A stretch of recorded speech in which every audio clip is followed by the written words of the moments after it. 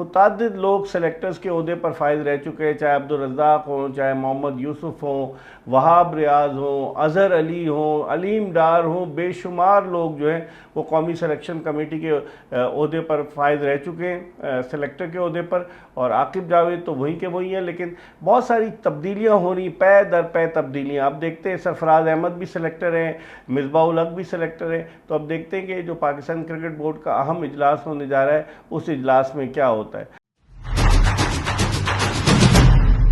بسم اللہ الرحمن الرحیم، السلام علیکم۔ اپنے یوٹیوب چینل MIB سپورٹس پر میں ہوں مرزا اقبال بیگ۔ کیا پاکستان کرکٹ میں ایک مرتبہ پھر تبدیلیاں عمل میں آنے والی ہیں؟ اس بات کے حوالے سے کہا یہ جا رہا ہے کہ جمعے یا ہفتے کو اجلاس ہوگا پاکستان کرکٹ بورڈ کا، اور PCB کے چیئرمین محسن نقوی اس بات کا فیصلہ کریں گے کہ پاکستان کا کپتان کسے ہونا چاہیے ویسٹ انڈیز اور انگلینڈ کے دورے کے لیے، جہاں test matches 2 test match West Indies میں اور 3 ٹیسٹ میچز جو ہیں وہ انگلینڈ میں کھیلے جائیں گے۔ بہت ساری چیزیں سامنے آ رہی ہیں، لوگ جو کہتے ہیں کہ پاکستان کرکٹ میں اگر دیکھا جائے تو میوزیکل چیئر کا گیم جاری ہے، کپتانی کے حوالے سے، کوچنگ کے حوالے سے مختلف قسم کے معاملات ہیں، اور یہ معاملات سنبھلنے کا نام نہیں لے رہے۔ اب یہ کہا جا رہا ہے کہ شان مسعود چونکہ ناکام رہے تو ان کی جگہ سلمان علی آغا کو پاکستان کی ٹیسٹ ٹیم کا کپتان بنایا جائے۔ سلمان علی آغا T20 کرکٹ میں ناکام رہے اور اس کے بعد انہیں اب ٹیسٹ کرکٹ میں کپتانی کی ذمہ داریاں سونپی جا رہی ہیں۔ کون لوگ ہیں جو PCB کے چیئرمین کو یہ مشورے دے رہے ہیں، اور PCB کے جو انتظامی امور پر لوگ ہیں ان کا تجربہ جو ہے وہ بیوروکریسی کا تجربہ ہے، جسے کہنا چاہیے کہ ایڈمنسٹریشن کا ان کا زبردست تجربہ ہے، لیکن کرکٹنگ معاملات کے حوالے سے انہیں اتنا زیادہ اندازہ نہیں ہے۔ تو اب یہ کہا جا رہا ہے کہ جناب کپتان کی تبدیلی کا فیصلہ ہوگا اس اجلاس میں۔ اس کے علاوہ یہ بھی کہا جا رہا ہے کہ پاکستان کی جو کرکٹ ٹیم کے ہیڈ کوچ ہوں گے وہ ان کے حوالے سے بھی فیصلہ کیا جائے گا کہ آیا سرفراز احمد جو کہ 2 ٹیسٹ میچز کے لیے بنگلہ دیش گئے تھے ان کو ہٹا کر اور کوئی نیا ہیڈ کوچ لایا جائے۔ بہت ساری باتیں ہو رہی ہیں۔ یونس خان سے تو PCB کے چیئرمین کی میٹنگ 2-3 ماہ قبل ہوئی تھی، محمد حفیظ کی بھی میٹنگ ہو چکی ہے PCB کے چیئرمین سے۔ تو اب کیا فیصلہ ہونے جا رہا ہے اس بات کے حوالے سے ہر کوئی جو ہے وہ نظر رکھے ہوئے پاکستان کرکٹ بورڈ کے معاملات پر کہ پاکستان کرکٹ بورڈ اس حوالے سے کیا کرتا ہے۔ دوسری طرف پاکستان کرکٹ بورڈ کے آپریشن ڈپارٹمنٹ میں بھی تبدیلیاں متوقع ہیں کہ آپریشن میں کیا ہوگا، لیکن آپ دیکھیں کہ پاکستانی ٹیم کی کارکردگی جو ہے دن بدن زوال کی طرف گامزن ہے۔ 6 فروری 2024 کو محسن نقوی صاحب نے پاکستان کرکٹ بورڈ کے چیئرمین کا آفیشیل چارج سنبھالا تھا۔ اس سے پہلے بھی چند ماہ تک وہ پاکستان کرکٹ بورڈ کے چیئرمین رہے، لیکن بورڈ آف گورنرز نے انہیں 6 فروری 2024 کو منتخب کیا تھا۔ اس کے بعد سے سلیکشن کمیٹی کے معاملات دیکھ لیں آپ، اس کے علاوہ آپ کوچز کے معاملات دیکھ لیں، کپتانی کے معاملات دیکھ لیں، ٹیم کی کارکردگی دیکھ لیں، تمام چیزیں بجائے بلندی کی طرف جانے کے پستی کی طرف گامزن ہیں، اور پینک بٹن جو ہے وہ ہر دفعہ دبا دیا جاتا ہے کہ جی تبدیلی ہو جائے گی۔ تبدیلی سے کوئی فرق نہیں پڑ رہا، ٹیم کی کارکردگی ویسے کے ویسے ہی ہے۔ تو اب اس حوالے سے کیا فیصلہ ہوتا ہے، سب کو اس کا انتظار ہے۔ حفیظ ماضی میں تنقید کرتے رہے PCB کے معاملات پر، یونس خان تو تنقید نہیں کرتے رہے، البتہ یونس خان اختیارات چاہتے ہیں، اور اختیارات کیا ان کو ملیں گے؟ میں اپنے پچھلے ویلاگ میں بھی بتا چکا ہوں، اگر اختیارات ملیں گے تو یہ بڑی اچھی بات ہے۔ یونس خان جائیں گے ٹیم کے ساتھ یا نہیں، اس بات کا فیصلہ آئندہ چند دنوں میں ہوگا۔ دوسری طرف جو لاہور کے گدافی اسٹیڈیم میں تیسرے اور آخری ون ڈے کے لیے جو پچ بنائی گئی تھی، اس پچ کو ایک ڈی میرٹ پوائنٹ دیا گیا ہے، کیونکہ جو میچ ریفری تھے گریم لیبرائے، جن کا تعلق سری لنکا سے، انہوں نے اپنی رپورٹ میں ICC کو بھیجا ہے کہ یہ پچ جو تھی وہ بالکل ون ڈے کرکٹ کے لیے موزوں نہیں تھی، پہلے شروع سے ہی اسپن لینا شروع ہو گئی تھی۔ انہوں نے بہت ساری چیزیں کی، گریم لیبرائے نے بتائیں، اور اس حوالے سے ICC نے جو ہے ایک ڈی میرٹ پوائنٹ دیا ہے۔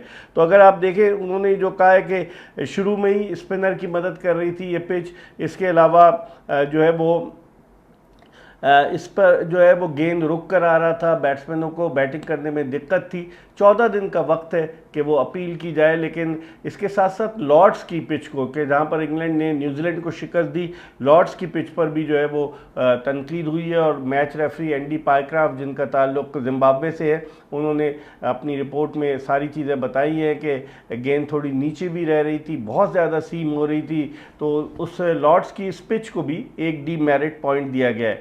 تو اب دیکھتے ہیں کیا ہوتا ہے۔ جو پاکستان کرکٹ بورڈ کا اجلاس ہو رہا ہے، ذرائع یہ کہہ رہے ہیں کہ شاید سلیکشن کمیٹی میں بھی رد و بدل ہو۔ متعدد لوگ سلیکٹرز کے عہدے پر فائز رہ چکے ہیں، چاہے عبدالرزاق ہوں، چاہے محمد یوسف ہوں، وہاب ریاض ہوں، اظہر علی ہوں، علیم ڈار ہوں، بے شمار لوگ جو ہیں وہ قومی سلیکشن کمیٹی کے عہدے پر فائز رہ چکے ہیں، سلیکٹر کے عہدے پر، اور عاقب جاوید تو وہیں کے وہیں ہیں، لیکن بہت ساری تبدیلیاں ہو رہی، پے در پے تبدیلیاں۔ اب دیکھتے ہیں سرفراز احمد بھی سلیکٹر ہیں، مصباح الحق بھی سلیکٹر ہیں، تو اب دیکھتے ہیں کہ جو پاکستان کرکٹ بورڈ کا اہم اجلاس ہونے جا رہا ہے اس اجلاس میں کیا ہوتا ہے۔ دوسری جانب انگلینڈ کے کپتان جو بین سٹوکس ہیں، وہ بالکل اب ان کا ستارہ جو ہے وہ گردش میں ہے، کیونکہ پیر کو الصبح لندن کے ایک نائٹ کلب میں وہ اور گس ایٹکنسن جو ان کے فاسٹ بولر تھے ان کا جھگڑا ہوا، اور جھگڑے کی رپورٹ بھی جو ہے وہ England and Wales cricket board کو بھیج دی گئی ہے۔ تو کہا یہ جا رہا ہے کہ England and Wales cricket board action لے گا۔ 17 جون سے سیریز کا دوسرا کرکٹ ٹیسٹ میچ انگلینڈ اور نیوزی لینڈ کے درمیان اوول لندن کے میدان پر شروع ہو رہا ہے۔ کہا جا رہا ہے کہ ہیری بروک کو شاید قیادت کی فرائض سونپے جائیں، لیکن یہ وہی ہیری بروک ہیں جو لاسٹ ایئر یہ بھی نائٹ کلب میں جب گئے تھے تو ان کے ساتھ ایک اور انگلینڈ کے کھلاڑی تھے، اور ان پر 50,000 پاؤنڈ کا جرمانہ بھی ہوا تھا۔ ہیری بروک پر 30,000 پاؤنڈ کا ان پر جرمانہ ہوا تھا، ہیری بروک پر 30,000 پاؤنڈز کا جرمانہ ہوا تھا۔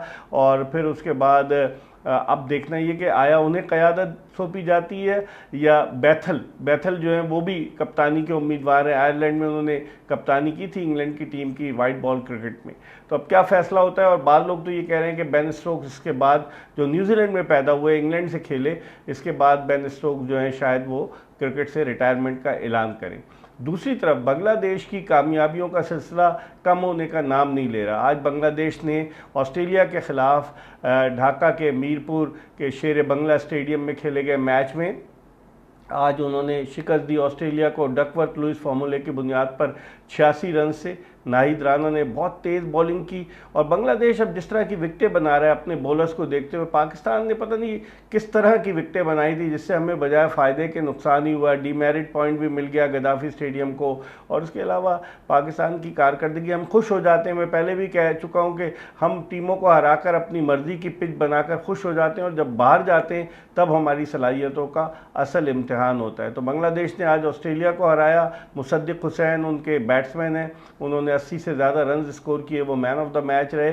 اور بنگلہ دیش کے پاس دیکھیں اب ٹیلنٹ کتنے ہیں، نئے نئے کھلاڑی ہیں۔ توحید ہردوائے بھی آج کی ٹیم میں شامل تھے، مصدق حسین بھی شامل تھے، ان کے بعد ٹیلنٹ بے پناہ ہے۔ مستفیض الرحمان بھی واپس آ گئے، تسکین احمد بھی تھے، اس کے علاوہ اگر دیکھا جائے تو ناہید رانا، مہدی حسن میراز کپتان تھے، ناہید رانا بھی تھے۔